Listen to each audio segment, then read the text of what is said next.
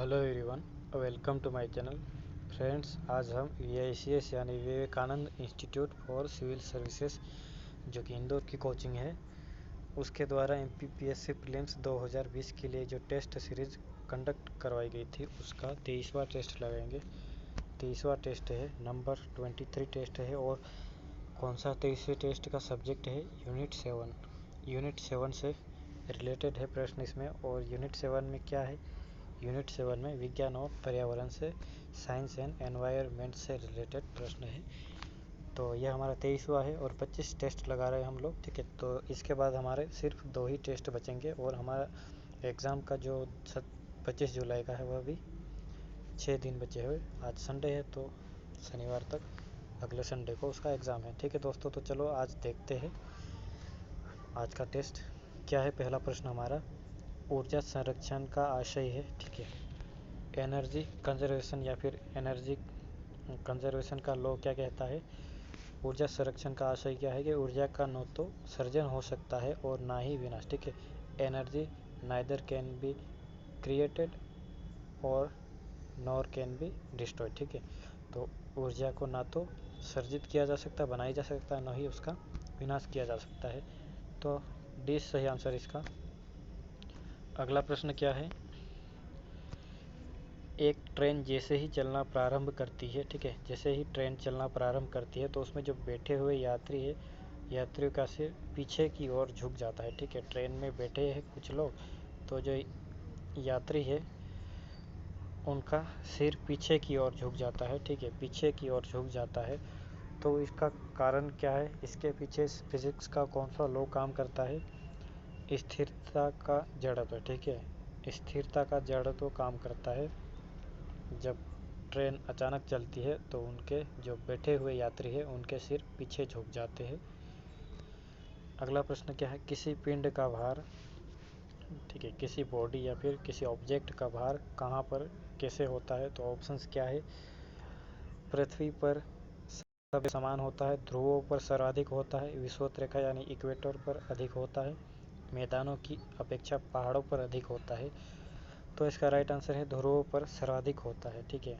किसी पिंड का भार ध्रुवों पर सर्वाधिक होता है लेकिन विषुवत रेखा पर सबसे कम होता है, ठीक है। विषुवत रेखा जो कि भूमध्य रेखा है यहाँ पर बीच में पृथ्वी के, वहाँ पर सबसे कम होगा पिंड का भार, लेकिन यहाँ ध्रुवों पर, दक्षिणी और उत्तरी ध्रुवों पर सबसे अधिक भार होगा। अगला प्रश्न क्या है? एक विशेष कार्य करने वाली समान ऊर्जाओं, समान कोशिकाओं के समूह को क्या कहते हैं, ठीक है। कोई एक स्पेशल वर्क करने वाली समान कोशिकाओं के समूह को क्या कहते हैं?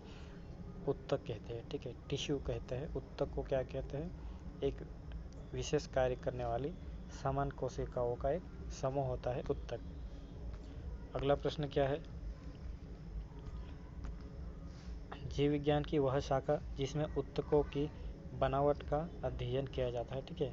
The branch at which the structure of tissues studied, मतलब जिसमें उत्तकों की बनावट का अध्ययन किया जाता है। तो कौन सी शाखा है वह विज्ञान की? हिस्टोलॉजी, ठीक है। हिस्टोलॉजी में टिश्यूज़ की बनावट, टिश्यूज़ का स्ट्रक्चर का अध्ययन किया जाता है। अगला प्रश्न क्या है? किस प्रकार के उत्तक शरीर के सुरक्षा कवच का कार्य करते हैं, ठीक है। किस प्रकार के टिश्यूज़ शरीर के लिए एक प्रोटेक्शन कवर यानी डिफेंस कवर का कार्य करते हैं?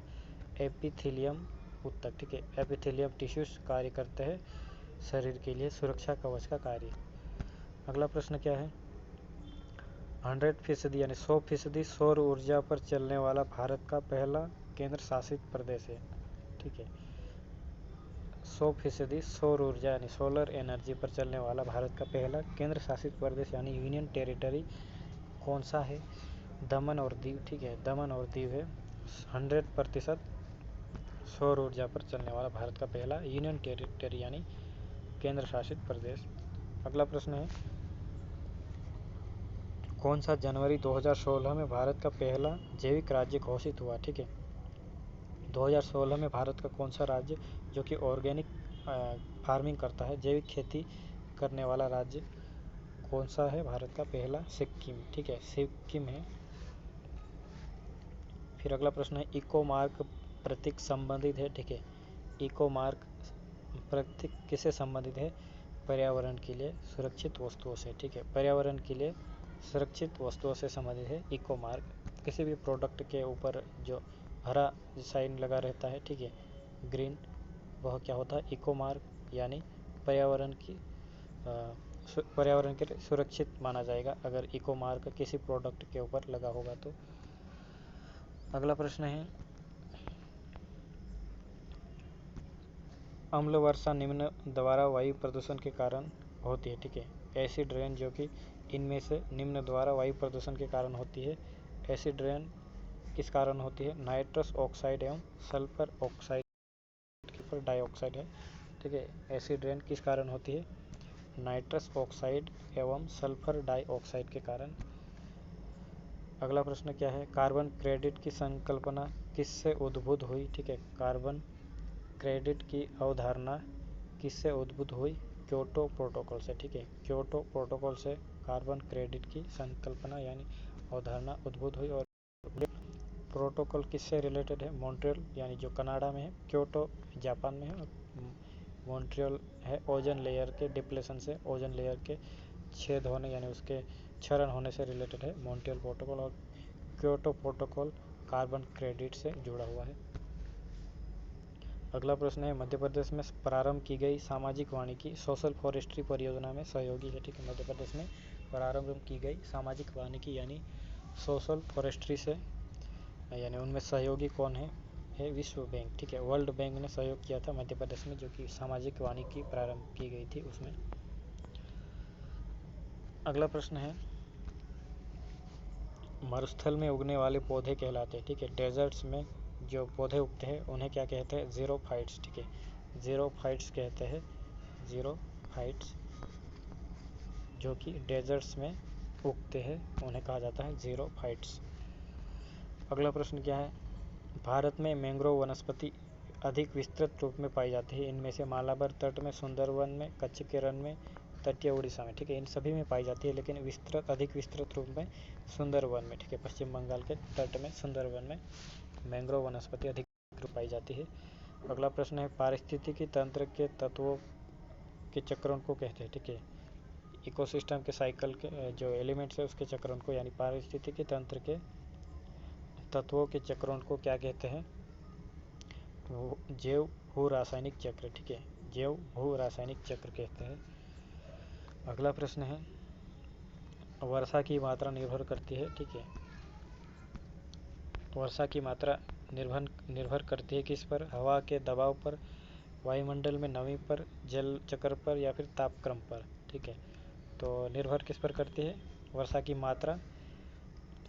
वायुमंडल में नमी पर, ठीक है। वायुमंडल में जितनी अधिक नमी होगी बारिश उतनी ही अधिक होगी।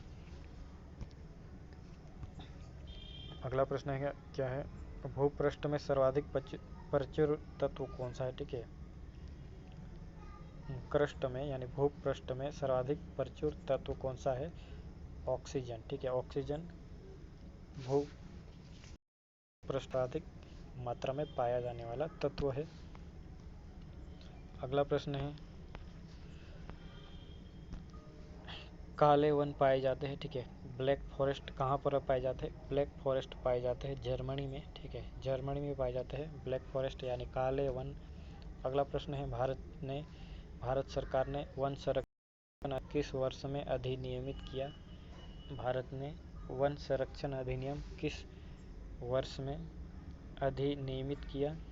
तो राइट है 1980 में, ठीक है। 1980 में भारत सरकार ने वन संरक्षण अधिनियम अधिनियमित किया था यानी बनाया। अगला प्रश्न है सर्वाधिक जैव विविधता कहाँ पाई जाती है? सर्वाधिक जैव विविधता यानी बायोडायवर्सिटी कहाँ पाई जाती है? बायोडायवर्सिटी सर्वाधिक पाई जाती है उष्णकटिबंधीय वर्षावनों में, ठीक है। जो कि विषुवत रेखा यानी भूमध्य रेखा पर अवस्थित होते हैं, वहाँ पर उष्णकटिबंधीय वर्षावन, वहाँ पर सर्वाधिक जैव विविधता पाई जाती है। अगला प्रश्न है जैव विविधता का अर्थ है, ठीक है। जैव विविधता का अर्थ है यानी बायोडाइवर्सिटी का अर्थ क्या है?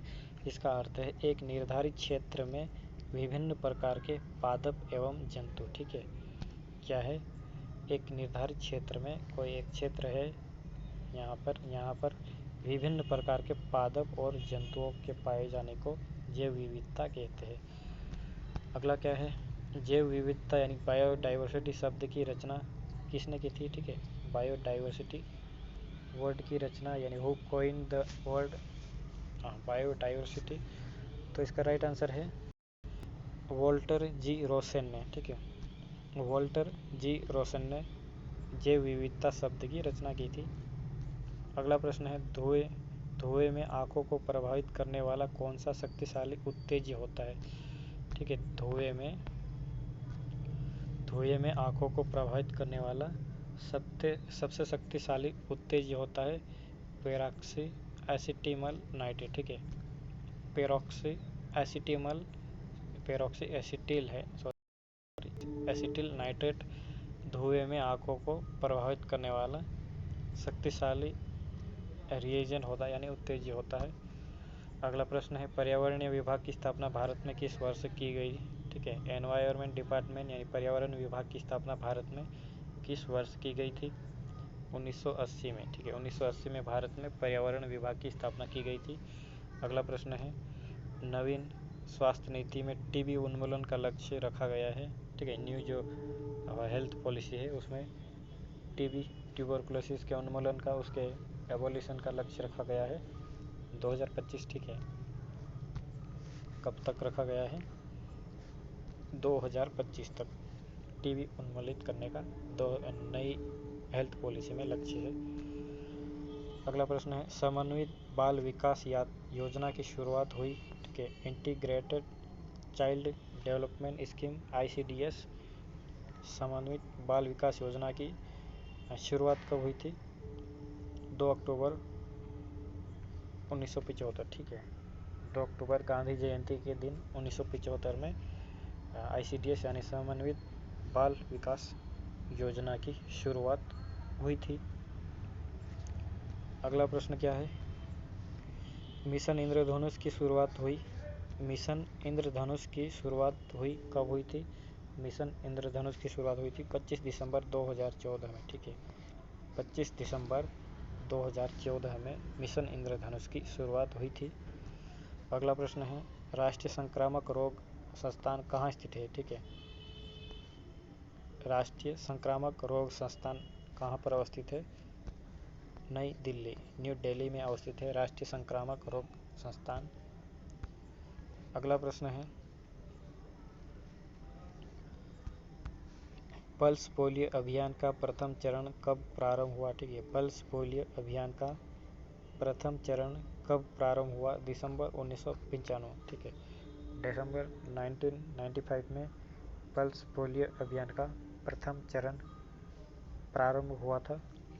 अगला प्रश्न क्या है, राष्ट्रीय ग्रामीण स्वास्थ्य मिशन कब प्रारंभ हुआ? नेशनल रूरल हेल्थ मिशन कब प्रारंभ हुआ? तो इसका राइट आंसर है 2005 में। 2005 में प्रारंभ हुआ था राष्ट्रीय ग्रामीण स्वास्थ्य मिशन। अगला प्रश्न है, मध्याह्न भोजन योजना कब लाई गई थी? मिड डे मील स्कीम कब लाई गई थी? 1995 में, 1995 में मध्याह्न भोजन योजना लाई गई थी। अगला प्रश्न है, राष्ट्रीय परिवार कल्याण कार्यक्रम कब प्रारंभ हुआ? ठीक है, नेशनल फैमिली वेलफेयर प्रोग्राम कब प्रारंभ हुआ था? 1952 में। ठीक है, 1952 में, 1952 में राष्ट्रीय परिवार कल्याण कार्यक्रम प्रारंभ हुआ था।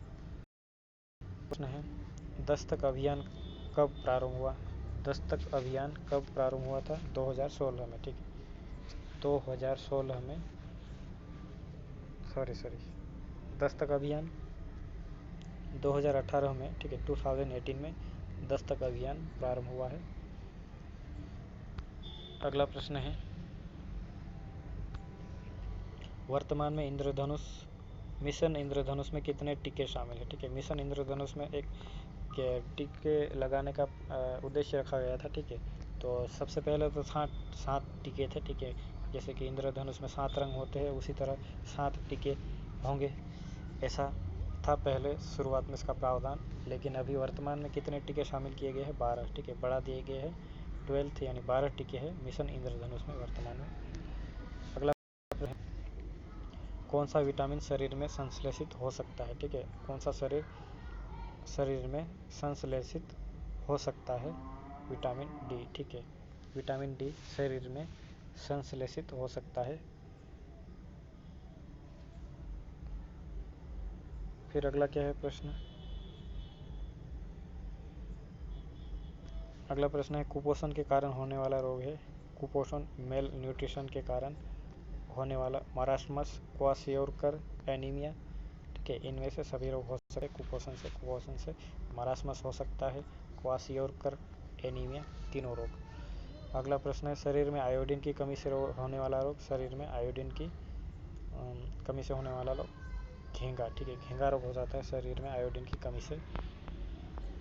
अगला प्रश्न है विटामिन B6 का रासायनिक नाम है, ठीक है, विटामिन B6 का रासायनिक नाम है, क्या है, विटामिन B6, विटामिन बी के अनेक कॉम्प्लेक्स होते हैं अलग अलग, तो उसमें एक है B6, तो उसका रासायनिक नाम है पायरिडॉक्सिन, ठीक है, B6 का क्या नाम है रासायनिक नाम, पायरिडॉक्सिन। अगला प्रश्न है बर्ड फ्लू एवियन फ्लू के लिए उत्तरदायी वायरस है, ठीक है, बर्ड फ्लू यानी एवियन फ्लू के लिए उत्तरदायी वायरस क्या है, H5N1, ठीक है, H5N1, सॉरी 91 कह रहा था मैं, H5N1 है बर्ड फ्लू एवियन फ्लू के लिए उत्तरदायी वायरस। अगला प्रश्न है राष्ट्रीय संक्रामक रोग संस्थान कहाँ स्थित है, दोबारा प्रश्न आ गया है राष्ट्रीय संक्रामक रोग वाला, नई दिल्ली में है, न्यू दिल्ली में है। फिर अगला प्रश्न है राष्ट्रीय खाद्य सुरक्षा अधिनियम कब आया, ठीक है, नेशनल फूड सिक्योरिटी एक्ट कब लाया गया, 2013 में, ठीक है, 2013 में लाया गया नेशनल फूड सिक्योरिटी एक्ट। अगला प्रश्न है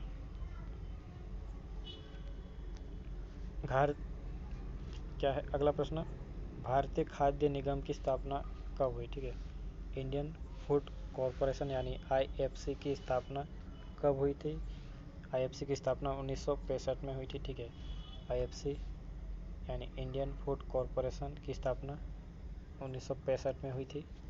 अगला प्रश्न है केंद्रीय खाद्य प्रौद्योगिकी अनुसंधान संस्थान कहाँ है, ठीक है, central food technology research institute यानी केंद्रीय खाद्य प्रौद्योगिकी अनुसंधान संस्थान कहाँ पर अवस्थित है, तो इसका राइट आंसर है मैसूर में, ठीक है, मैसूर कर्नाटक में अवस्थित है केंद्रीय खाद्य प्रौद्योगिकी अनुसंधान संस्थान। अगला प्रश्न है भारतीय वनस्पति शोध संस्थान कहाँ है, ठीक है, इंडियन बॉटनिकल रिसर्च सेंटर कहाँ पर है, तो इसका राइट आंसर है लखनऊ में, ठीक है। एक और होता है बॉटनिकल सर्वे इंस्टीट्यूट है, वो कोलकाता में है, लेकिन जो भारतीय वनस्पति शोध संस्थान है लखनऊ में, यूपी में। अगला प्रश्न क्या है भूरी क्रांति का संबंध है ब्राउन रिवॉल्यूशन का संबंध किससे है, भूरी क्रांति का संबंध है उर्वरक उत्पादन, ठीक है, उर्वरक उत्पादन यानी फर्टिलाइजर प्रोडक्शन से रिलेटेड है भूरी क्रांति, ठीक है। और तिलहन कौन सी है, पीली क्रांति है, खाद्यान्न कौन सी, ग्रीन, दुग्ध है वाइट रिवॉल्यूशन, तो जो उर्वरक उत्पादन से संबंधित है वह है भूरी क्रांति यानी ब्राउन रिवॉल्यूशन। अगला प्रश्न है विश्व का सबसे बड़ा फ्लोटिंग सोलर पावर कहाँ बनेगा, विश्व का सबसे बड़ा फ्लोटिंग सोलर पावर यानी तैरता हुआ सौर ऊर्जा प्लांट कहाँ पर बनेगा, ओंकारेश्वर में, ठीक है, MP के खंडवा के ओंकारेश्वर में बनेगा विश्व का सबसे बड़ा फ्लोटिंग सोलर पावर प्लांट यानी तैरता हुआ सौर ऊर्जा प्लांट। अगला प्रश्न क्या है विश्व वन्यजीव दिवस मनाया जाता है, ठीक है, वर्ल्ड वाइल्ड लाइफ डे यानी विश्व दिवस कब मनाया जाता है, 3 मार्च को, ठीक है, 3 मार्च को मनाया जाता है विश्व वन्यजीव दिवस 3 मार्च को।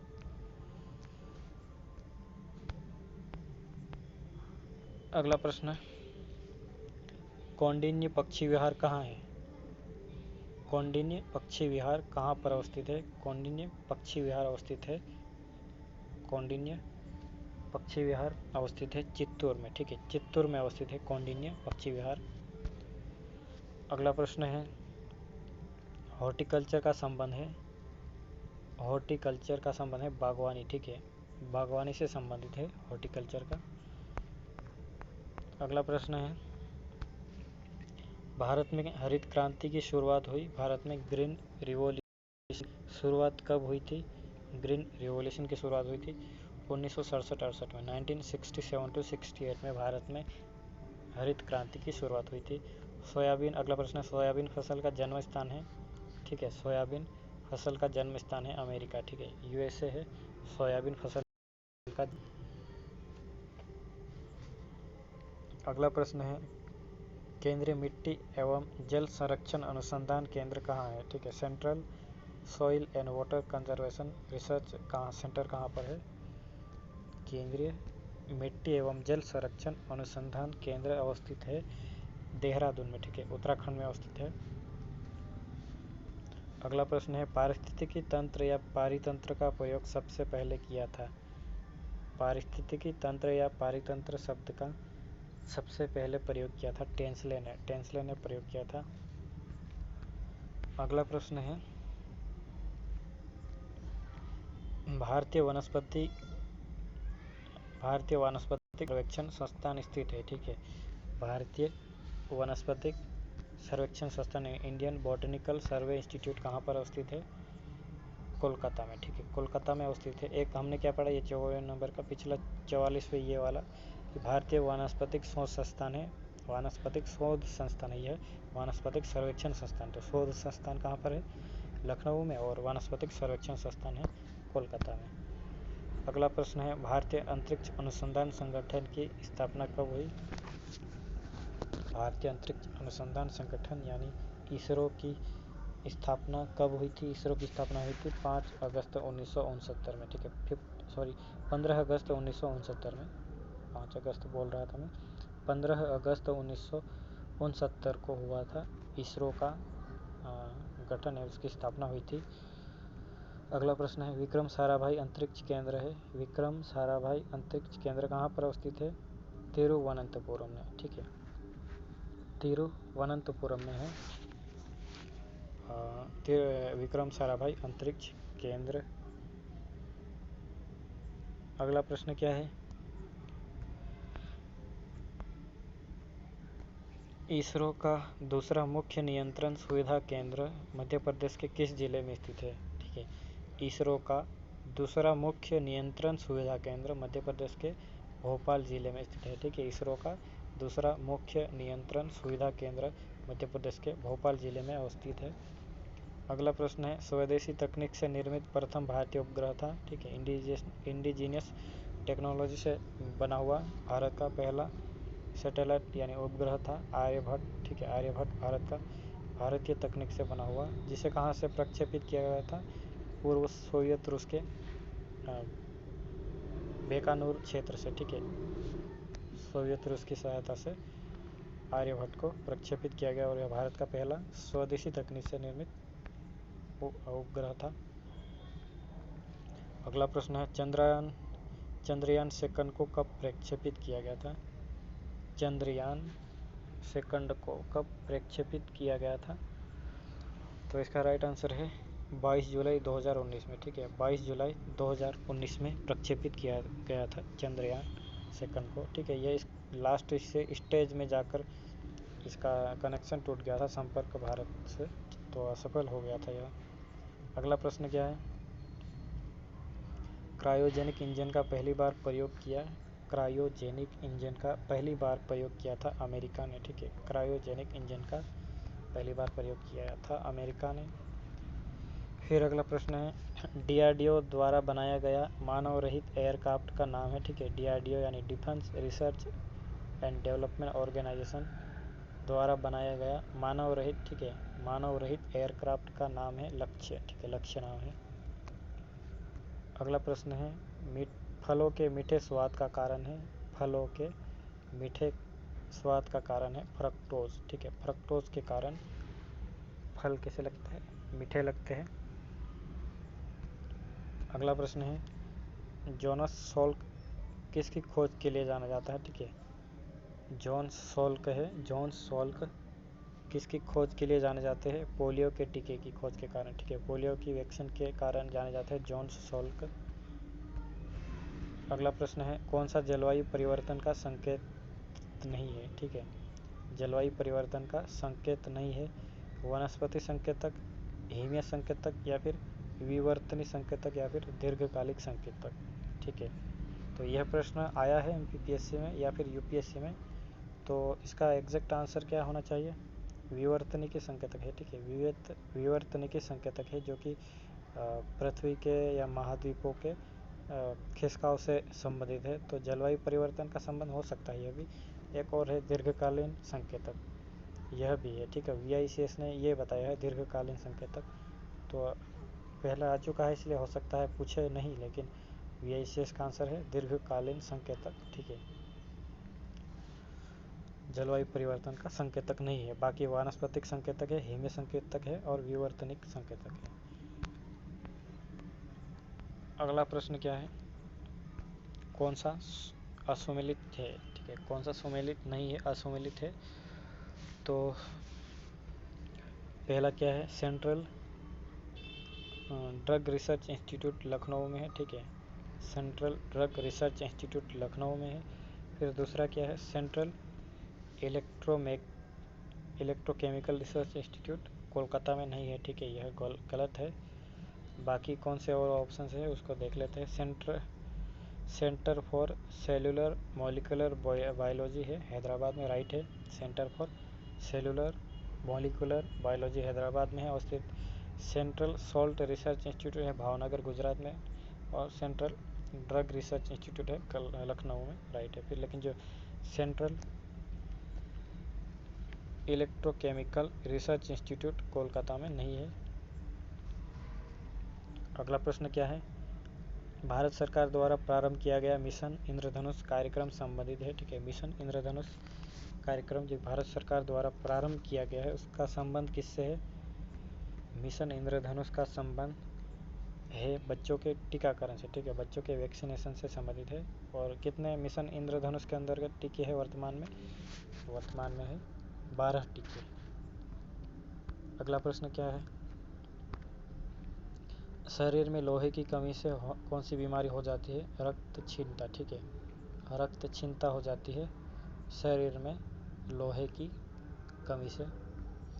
अगला प्रश्न कौन सा है, मायोपिया किस अंग का दोष है। ठीक है, मायोपिया किस अंग का दोष है, नेत्र का, आँखों का दोष है मायोपिया। अगला प्रश्न क्या है, कौन सुमेलित है, किसमें सुमेलित है यह देखना है हमें।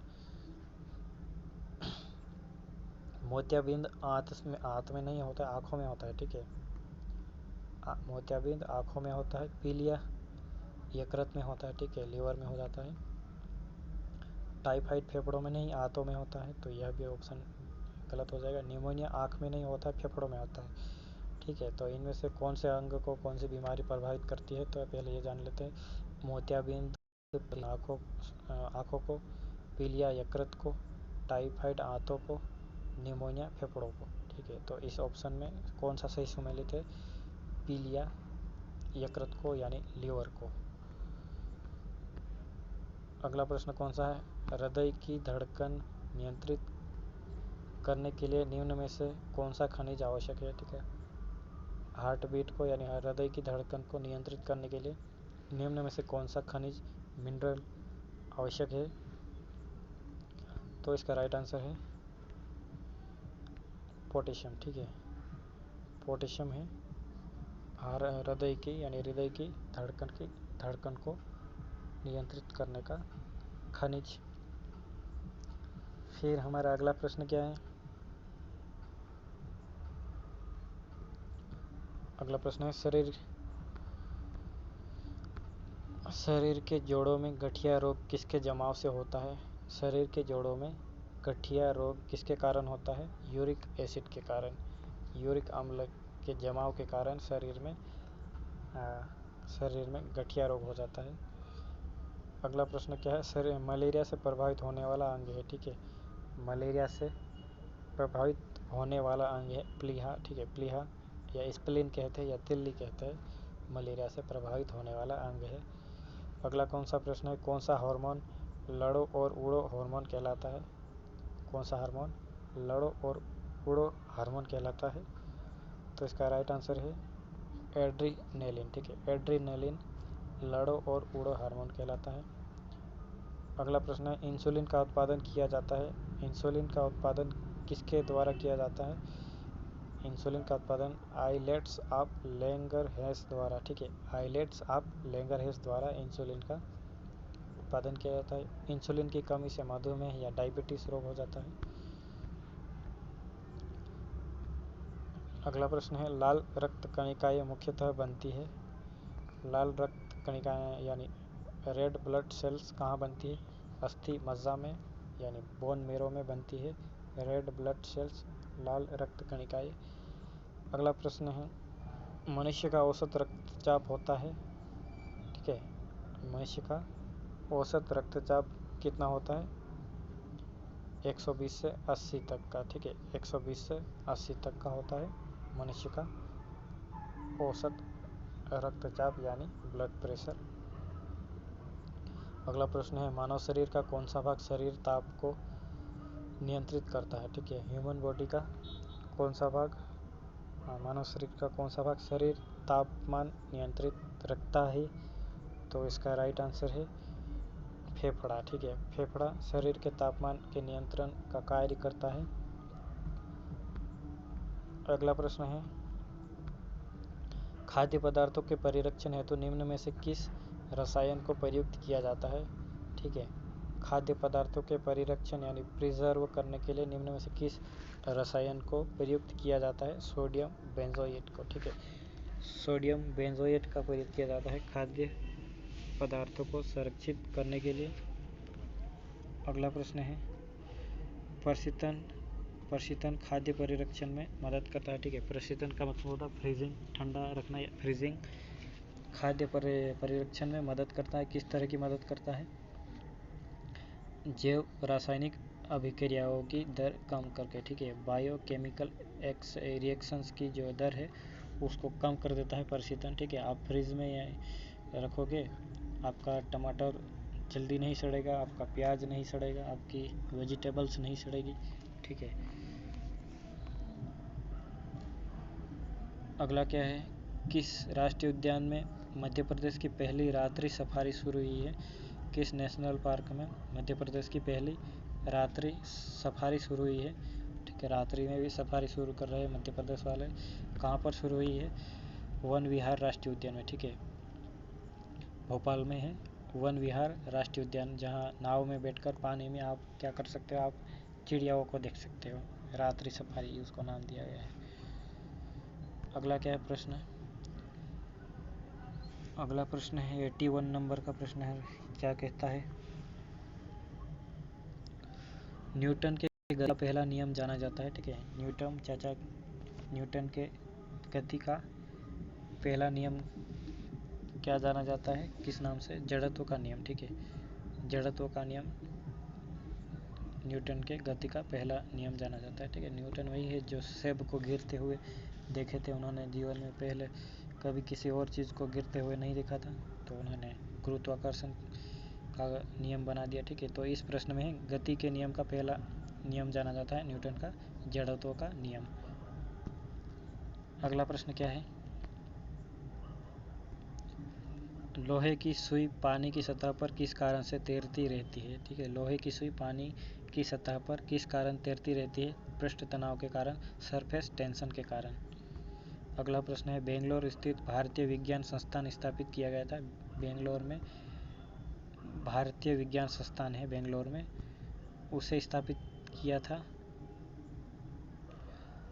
जमशेदजी टाटा ने, ठीक है। जमशेदजी टाटा ने किया था। अगला प्रश्न क्या है? सुदूर संवेदन यानी रिमोट सेंसिंग का अर्थ क्या होता है? सुदूर संवेदन यानी फिर रिमोट सेंसिंग, दूर से क्या? सूचना एकत्र करना, ठीक है। अंतरिक्ष में रिमोट सेंसिंग सैटेलाइट लगा दी जाती है, वह क्या करती है? पृथ्वी पर से चित्र खींचती है, ठीक है। चित्र खींच लेते हैं फिर भेजती है पुनः। अगला प्रश्न क्या है? विश्व गौरैया दिवस मनाया जाता है, ठीक है। विश्व गौरैया दिवस कब मनाया जाता है? 20 मार्च को। 20 मार्च को मनाया जाता है विश्व गौरैया दिवस। अगला प्रश्न है, पर्यावरण संरक्षण के लिए ग्रीन आर्मी को प्रारंभ किया ठीक है। पर्यावरण के संरक्षण के लिए ग्रीन आर्मी को कौन से देश ने प्रारंभ किया? तो इसका राइट आंसर है ऑस्ट्रेलिया ने, ठीक है। ऑस्ट्रेलिया ने ग्रीन आर्मी को प्रारंभ किया था पर्यावरण संरक्षण के लिए। अगला प्रश्न है, पारिस्थितिक तंत्र में ऊर्जा का प्रारंभिक स्रोत क्या है? इकोसिस्टम में ऊर्जा का पहला स्रोत क्या है? सौर ऊर्जा, ठीक है। सोलर एनर्जी से पारिस्थितिकी तंत्र ऊर्जा प्राप्त करता है। अगला प्रश्न क्या है, जैव विविधता में परिवर्तन होता है। जैव विविधता में परिवर्तन कब होता है, कैसे परिवर्तन होता है? भूमध्य रेखा की तरफ बढ़ता है, ठीक है। भूमध्य रेखा जो बीच में है, भूमध्य रेखा, तो इस तरफ बनने पर जैव विविधता में, बायोडायवर्सिटी में वृद्धि होती है, क्योंकि यहाँ पर उष्णकटिबंधीय वर्षावन पाए जाते हैं, ठीक है। यहाँ तो विविधता जो बायोडायवर्सिटी है वह काफ़ी बढ़ती है भूमध्य रेखा की ओर। अगला प्रश्न क्या है, भारतीय संसद द्वारा जैव विविधता अधिनियम पारित किया गया था, ठीक है। इंडियन पार्लियामेंट द्वारा बायोडायवर्सिटी एक्ट कब पारित किया गया था? तो इसका राइट आंसर है दिसंबर 2002 में, ठीक है। दिसंबर 2002 में भारतीय संसद ने बायोडायवर्सिटी एक्ट यानी जैव विविधता अधिनियम पारित किया था। अगला प्रश्न क्या है, कौन सा अधिनियम वन्य जीवों को संरक्षण प्रदान करता है? कौन सा अधिनियम वन्य जीवों को संरक्षण प्रदान करता है? वन्य जीव संरक्षण अधिनियम 1972। वन्य जीव, ठीक है, वन्य जीव संरक्षण अधिनियम 1972 वन्य जीवों को संरक्षण प्रदान करता है। अगला प्रश्न क्या है,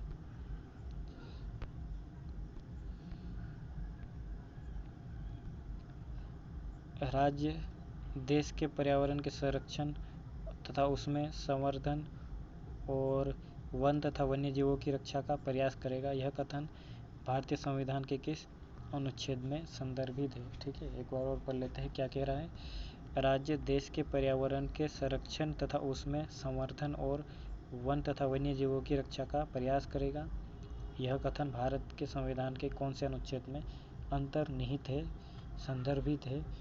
तो इसका राइट आंसर है अनुच्छेद 48 क में, ठीक है। 48A में यानी 48 क में है पर्यावरण की सुरक्षा से संबंधित। यह कहाँ पर है? DPSP यानी नीति निर्देशक तत्वों में है पर्यावरण की सुरक्षा से संबंधित प्रावधान। और अगला प्रश्न क्या है, भारत के प्रत्येक नागरिक का कर्तव्य होगा प्राकृतिक पर्यावरण का संरक्षण एवं सुधार।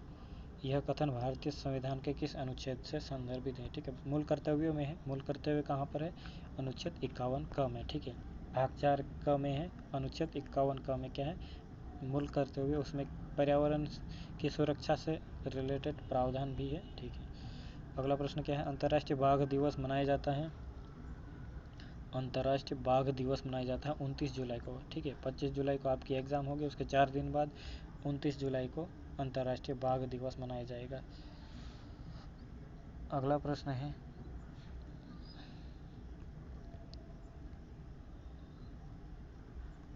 जैव विविधता शब्द की रचना किसने की थी?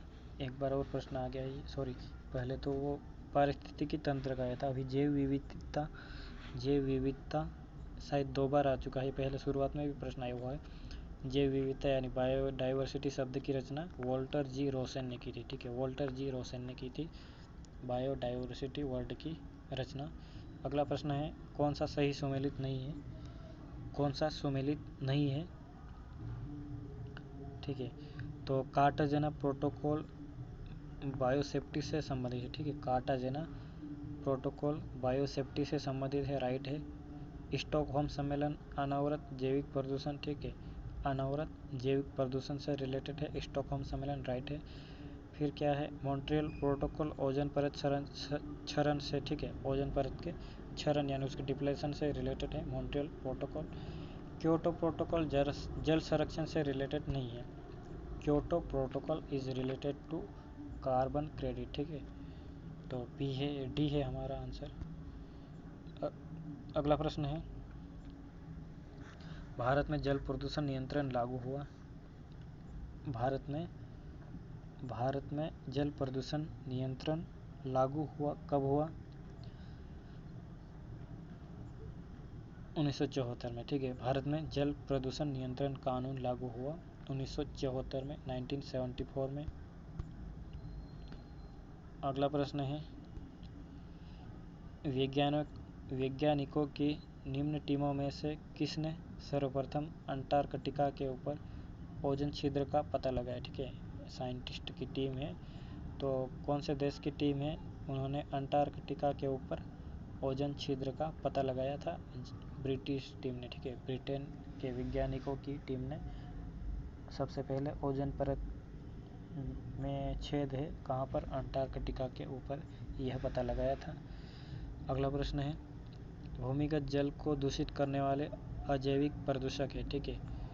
भूमि जल को प्रदूषित करने वाले अजैविक प्रदूषक कौन है, पॉल्यूटेंट कौन से, आर्सेनिक, ठीक है। आर्सेनिक के कारण भूमिगत जल है प्रदूषित हो जाता है। और आर्सेनिक कौन सा कारक है, अजैविक, ठीक है। बाकी जो दूसरे कारक है जैविक है, लेकिन जो आर्सेनिक है अजैविक।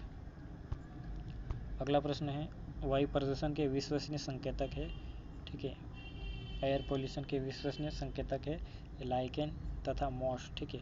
लाइकेन और मॉस है, अगर कहीं अधिक पाए जाते हैं लाइकेन और मॉस, तो क्या संकेत है यह कि वायु प्रदूषण काफ़ी अधिक हो चुका है। अगला प्रश्न क्या है, सबसे ज़्यादा प्रदूषण किसके द्वारा होता है, इनमें से सबसे ज़्यादा वायु प्रदूषण है, वायु प्रदूषण नहीं कहा गया, सिर्फ प्रदूषण किसके द्वारा होता है, कार्बन मोनोऑक्साइड, ठीक है। कार्बन मोनोऑक्साइड जो CO कहलाता है, काफ़ी मात्रा में प्रदूषण का कारक है यह, ठीक है दोस्तों। तो यह था आज का हमारा VICS यानी Vivekananda institute for civil services Indore coaching का 23वां टेस्ट। हम 25 टेस्ट लगाएंगे तो हमारे पास कितने, केवल 2 टेस्ट बचे हैं जो आने वाले 2 दिनों में हो जाएंगे, और अगले सप्ताह आपकी एग्ज़ाम है 25 जुलाई को, ठीक है दोस्तों। कैसा लगा हमारा यह वीडियो, अगर अच्छा लगा हो तो हमारे वीडियो को लाइक करें और इस चैनल को सब्सक्राइब करना ना भूलें, और अपने दोस्तों के साथ ज़रूर शेयर करें जो MPPSC प्रीलिम्स की तैयारी कर रहे हैं, ठीक है दोस्तों। Thank you very much.